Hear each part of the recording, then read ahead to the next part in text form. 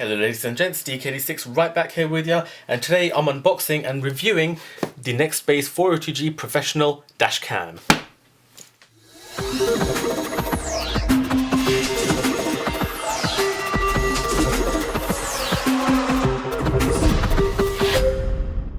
So as you can see here, we have a sexy box. It's such a sexy box. Okay, so this is the 402 Professional Dash Cam. I think every mofo in Russia has one of these. Right, so let's have a quick look at the box and read what it says. It says it's easy to install, you click and go. Automatically record whilst driving. Well, duh, if it didn't do that, there'd be no fucking point. Instant evidence for insurance claims. Yeah, so drive into the back of me and you are fucked. Built-in battery and microphone. Oh, I've heard that the battery normally has like a 5-minute charge before it dies. So yeah, bear that in mind. We'll get to that later though. Supports micro SD cards up to 32 gigs. Not supplied. One thing, NEXTBASE, not supplying the SD card needed to make this work. That's poor, dude. Or dudes, or dudettes, or whoever the hell runs NEXTBASE. Include the damn SD cards next time. Playback software for Windows and Mac. 12 volt to 24 volts DC compatible, high definition output, and as you can see it is 1080p full HD. We would settle for nothing less. It includes GPS and what the hell does that say? Wide dynamic range, if I can get my words out. It's got a 2.7 inch LCD screen, 140-degree viewing angle. It's got a sharp glass lens. It's got an f-stop of 1.6. It's got a G sensor, so that's G-force I think. It's got data protection, motion detection, and it's ready for day and night use. So I'm assuming it's got a built-in infrared sensor. So let's go ahead and unbox this baby. Oh, and by the way, it was the recommended buy by Which in 2014. So here we go. Okay, the camera's fallen through the gap there. So let's pull this apart. That's the camera. We'll get to that at the end of this unboxing portion. Yeah, it's not going well. Okay, first off we have a whole bunch of bags, and in one of the bags is the DC power connector, or the cigarette lighter car connector to power this thing. I think that's a mini or micro USB, and it's quite long because you have to run this through your car and the A-pillars and then the top of your car coming down to the rear view mirror to plug it in. So you've got plenty of cable there. Don't know how long it is, but I'll probably say that later on in the video or add an annotation. What's this? Right, so that's a standard USB cable to connect it up to your computer or Mac or whatever you're connecting it to get the evidence off to screw people over. The next bag is, what the hell is this? Also it's a HDMI connector, so you can connect it to your HD screen. It's HDMI to the smaller HDMI connector which goes into the camera. That's good to have. Surprised that they included that. And this, I believe, is the mount to connect it to your windscreen. So that's the mount right there. It's a weird looking thing, isn't it? Anyways, what else do we have? We have the installation disc for the the software that goes on your computer. You have a massive installation guide. I doubt we'll need to read it.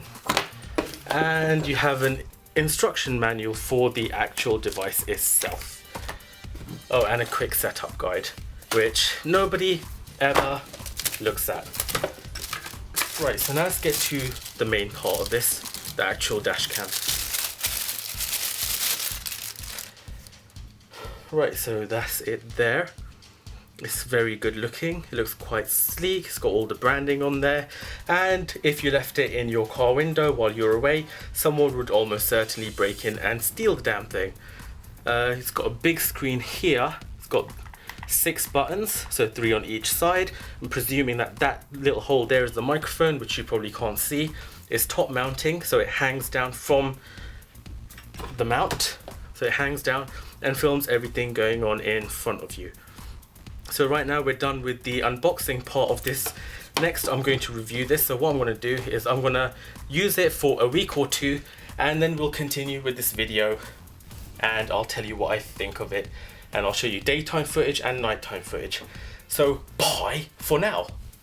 88 miles per hour! Welcome back, ladies and gents. I've been using this for about a week now, and I have quite a lot to say about it. In the following portions of this review, I'll be showing you the user interface of the dash cam, the video quality during the day and at night, and I'll give you a brief demo on the software that's included with it. I'll probably sum up with the pros and cons at the end and let you know if I recommend you buy it or I recommend you stay the hell away from it. Firstly, it doesn't have infrared like I thought it did.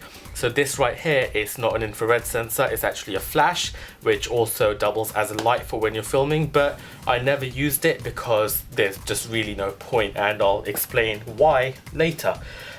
It was fairly easy to set up and use, and I'll show you how to do that in a second. Running the charging cable around the dashboard and A-pillars was tedious, but it's easily doable, and I managed to do it myself, even though I thought I wouldn't be able to do it, to be honest. The windscreen mount, which I don't have with me right now, it's actually in my car right now, was easy to stick on. It works just like any other windscreen mount. You just stick it onto the windscreen, and the dash cam actually slots up into it and then slides and locks in place. So that works quite well, it's functional, and it seems to be strong enough to handle it for the foreseeable future, really. And here is the one thing that they don't include in the damn box. It's the micro SD card. I went for a 32 gig. It's a SanDisk and it's a class 10 card with a fast read and write speed, which is something that I would always recommend, because the last thing you want is your camera to stop recording because the card you bought is cheap and it sucks. So seriously, go for a good quality micro SD card. These usually go for 15 to 20 pounds depending on where you look. I recommend Amazon, but yeah, do try to buy an SDHC micro SD card and make sure it's at least a class 10. Right now I'm going to go ahead and show you the user interface, so let's take a look at that. I'm about to embark on an historic journey. Okay, so here we are looking at the user interface for the NEXTBASE 402G Professional. I've got it plugged in with a USB cable and a power pack right now because I filmed this 3 times just now and the battery of the device kept dying, which is one of the cons because the battery only lasts for about 5 minutes. The reason I've got it attached to a power pack is because if you connect the USB cable to your PC, then it won't let you go through the user interface of the device. So right now it thinks this is being powered from my car, so when I switch it on, you're presented with the NEXTBASE logo, and it will automatically be recording. So there's the red light there. So we're going to stop the recording by pressing this button up here. This is the shutter release and it stops and starts recordings. So we press that and now it's not recording anymore, so we can go through the menus. Just a quick rundown of the buttons. You've got up, down, this button here in the middle, it protects the video that's recording. That'll become more clear as I go along with this user interface portion. Here, this one on the top right, that's the menu button. On the bottom right, that's the mode button, and EV here in the middle, that's to toggle the exposure settings. So let's go ahead and press menu, and you're presented with this screen here. So you have resolution. By the way, this is the OK button up here as well. It's the same as the shutter release. So that's the OK button. So resolution. So you press this up here, and we'll leave that on 1080p. Exposure, leave that on 0. White balance, I recommend leaving that on auto, so it automatically adjusts depending on the time of day and the weather. Record audio, leave that on, and that activates the microphone, which is right here. So it records all of the audio from inside your vehicle. Fun fact, if you have a disagreement with the missus or with your partner, that can be used to resolve arguments. Date stamp, this records the date stamp on your video. I think it records the time as well, so if you're driving along, this records the time and date on your actual video recording. Loop recording, now this These are the settings for the amount of time. Well, this records in segments, right? So you have your video recording in 3-minute segments, or 6 minutes, or 5 minutes and 2 minutes. I recommend leaving that on the default 3 minutes. So as it's recording, it'll record 3 minutes at a time. That becomes important for when you want to save a section of the video, or well, a section of when you're driving. G sensor. Now, if you were to take a knock while you're driving, if you were in an accident, this would actually detect it. I recommend leaving that on middle. Now, when it detects an accident or like an abrupt stop, or a knock, this will automatically protect the part of, well, if you're recording in 3-minute segments, it'll protect the whole 3 minutes of video, so it won't be overwritten when the device runs out of memory and starts overwriting itself. Motion detection. This is pretty cool. Motion detection. So you can set that to on and off. So when it detects, if you have this device on and it's recording, well, it doesn't have to be recording. If you have it on and it's hanging in your windscreen, when someone walks past your car, or if it senses a change in the image, it will automatically record 10 seconds of video. Number plate. I have this set to Jaguar X type. This is where you put in your number plate, and it records that right onto your video recording. Obviously I don't want to put my number plate on this right now because of, well, for review purposes. I don't want that on there for obvious reasons. Driver fatigue warning. Now this will tell you to take a break after 1, 2, 3 or 4 hours. We don't want it to tell us to do that, so we've got that set to off. GPS stamp. Now on your video recording, this will show the coordinates of where you are driving as you're driving. So I have that set to on because I think it's quite handy. Even if you do turn it off, the device will still record your location. So when you're watching the recording on the PC software, it will still show you where you were at the time that section of video was being filmed, and it's in real time as well, so it will show you on a map where you are as you're driving in the video. HUD, speed and compass. Now if you set this on any of these intervals, let's say 15 seconds, after 15 seconds when this thing starts recording, the screen will change to show your current speed and the direction you're traveling in. I found it quite distracting, so I have that set to off. Password settings, you can password protect the device. Speed units, obviously you have miles per hour and kilometers now, so here in the UK it's miles per hour. Rotate display, if you have that set to on, it turns this display upside down, so when you mount it, if you don't want it mounted hanging off the mount and you want to have it mounted on the mount, the screen will be the right way up. So those are the settings there. Now if you press menu again up here, it goes across to these settings here. Now this is where you format the memory card, adjust the language settings for the device, set the date and time. Frequency for the UK, I recommend you leave it on 50 Hz. LED light. Now this turns the light at the front of the device on and off, so there it is, it's on. I recommend leaving it off because that light is completely useless. Beep sound, if you have this switched on, every time you press a button it beeps. I found that to be quite annoying after a period of time, so I have that set to off. Screensaver, you can have a screensaver come up on the screen after these periods of time. I really don't see the point, so turn it off. TV mode, here in the UK we are on PAL. If you're in the US or other territories, leave it on NTSC, so switch that to PAL. Speed stamp, now this shows your current speed on the video recording. It's handy for insurance purposes to prove that you were not speeding when someone's pulled out of a side road and you've driven into them, so leave that on. Version, that's just the version of the software in this dash cam, so that doesn't really make any difference. Default settings, this is to restore your device to its default settings.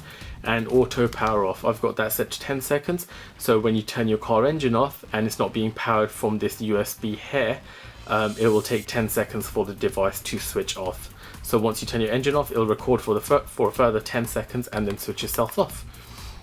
Now, so this is the live view from it filming video. Now if you press mode, which is down here on the bottom right, it goes to picture mode.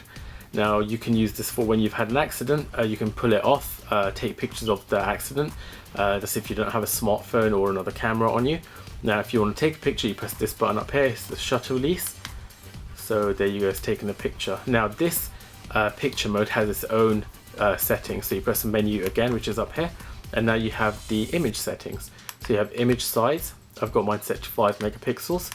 Color, black and white, sepia and normal. I don't know why you'd want to take pictures of an accident in black and white or sepia. That's just stupid. So let's leave that on normal. Anti-shaking, that's image stabilization for when you're taking pictures so they don't come out blurry. Leave that on. Capture mode, I've got it on single, but you can also set it on a timer. So let's leave that on single. White balance, again I recommend leaving that on auto.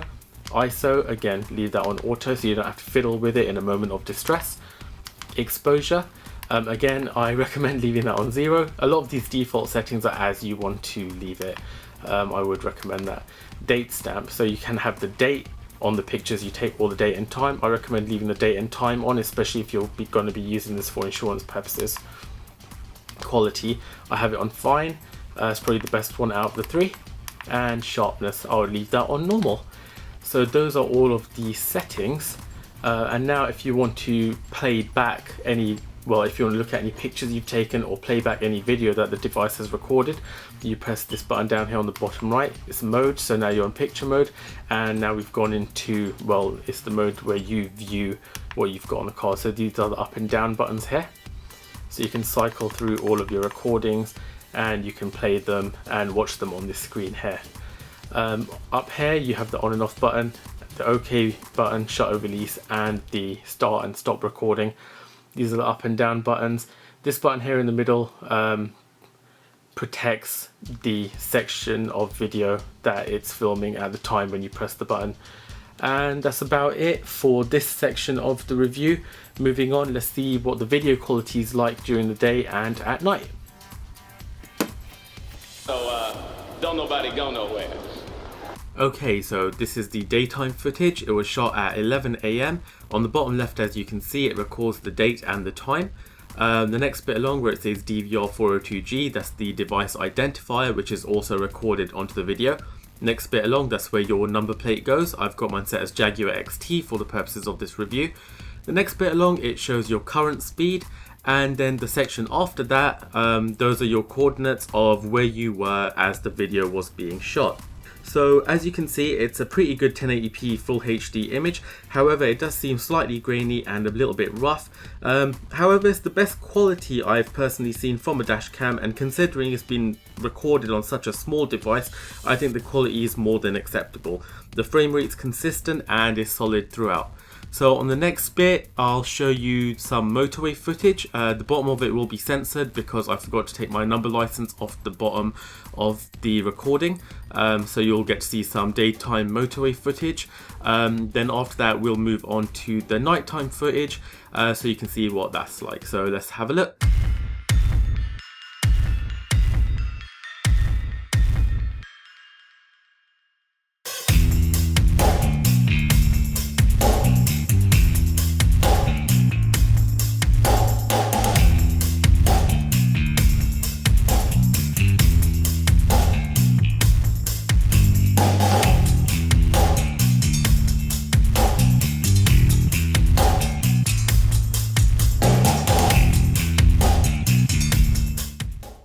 Right now you can see video footage shot at night. The time was approximately 6:15 PM judging by the dashcam footage, and as you can see, it's pretty good. You can also see that the dashcam does not have infrared. If it did, then the image would be black and white. And I do recommend you have a crystal clear windscreen when using the dashcam at night, because as you can see, it does have some smudginess to it, and that's because the windscreen wasn't crystal clear. So the windscreen does affect the video quality. Overall, I think it's acceptable and it does what it's supposed to do. Now let's go ahead and check out the software which comes with the dashcam. If you put your mind to it, you can accomplish anything. Okay, so now we're going to have a look at the driving recorder player which comes with the 402G professional dashcam. You plug your dashcam into your PC and you select mass storage on the dashcam screen. Okay, so let's load up the software. So it's this one right here. Okay, so you're presented with this screen. You click open and you navigate to the dashcam. So it's removable disk here on the left hand side. DCIM, and then I created this folder here for this review. So let's load up this 3-minute segment here. So it's loaded into your timeline here on the right hand side, and the video automatically starts playing. As you can see here on the right hand side, it shows a map, and this waypoint moves along as you drive on the left hand side, so you can see where you are at all times. Over here on the left, it shows your current miles per hour, your max speed during this 3-minute segment, your average speed for the 3-minute segment, and the total distance you traveled in this 3 minutes. You can also take a screenshot, and when you click this, it captures 30 images, which amounts to 1 second of video. So if something happens and you want to include picture evidence to your insurance company, you click that and you get 30 images right there. And there's really not much more to say about this. You can see which direction I'm heading in with the compass up here. These are the coordinates, which are also mirrored here in the video. And the map, you can also make it any size, put it onto a second screen. You can click satellite, so you can see a satellite view of where you're driving, and obviously go back to the map view. So I think it's really cool the way this works. It's easy to use, it's straightforward, and it's very functional. I didn't have any trouble installing this, apart from when I tried to download the software from the NEXTBASE website. My antivirus went crazy and wouldn't let me install it, so I installed this off the disk that's provided in the box. And that's pretty much all you need to know about this, so let's go ahead and sum up. But if I win, I take the cash and I take the respect. So there you have it. The NEXTBASE 402G Professional does exactly what it says on the box, pretty much. It has a lot in terms of features, and it's more than adequate for use as a dash cam, and I'm not surprised it was voted as a best buy by Which in 2014. This thing is pretty epic and I can't recommend it enough. It does cost more than a lot of the dash cams out there, but I think that this one in particular does what it does, and it does it well. And it really could save you a lot of money should you have an accident at any point in the future. If I had to give this a score out of 10, it would be an 8.5 out of 10, mainly because they didn't include the micro SD card, the image quality is slightly grainy, and the internal battery is tiny and only lasts for a few minutes. Oh, and on top of that, they don't include a carry case or a pouch, which they sell separately on the NEXTBASE website for £9.99. These negatives aren't huge negatives, but they were enough to annoy me. Overall, 8.5 out of 10 in my opinion is a great score, and taking into account all that is actually important about a dash cam, this thing pretty much nails it. If you're interested, you can grab it at retailers for about £130. I got it from maplins.co.uk, and yeah, it's been great. I don't really have any complaints with Maplins. You can also find it on amazon.co.uk and .com. Anyways, thank you all for watching my video. I hope you found this review helpful and useful. Please hit like if you like this video, hit dislike if you hated it, and please do subscribe if you haven't already. I'm DKD6, bye! Here goes. I sped. I followed too closely. I ran a stop sign. I almost hit a Chevy. I sped some more. I failed to yield at a crosswalk. I changed lanes in the intersection. I changed lanes without signaling while running a red light and speeding!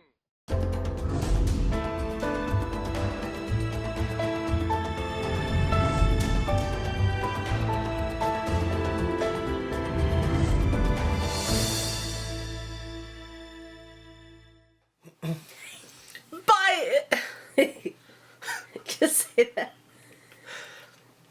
So there you have it. The NEXTBASE 402G Professional does exactly what it says on the box.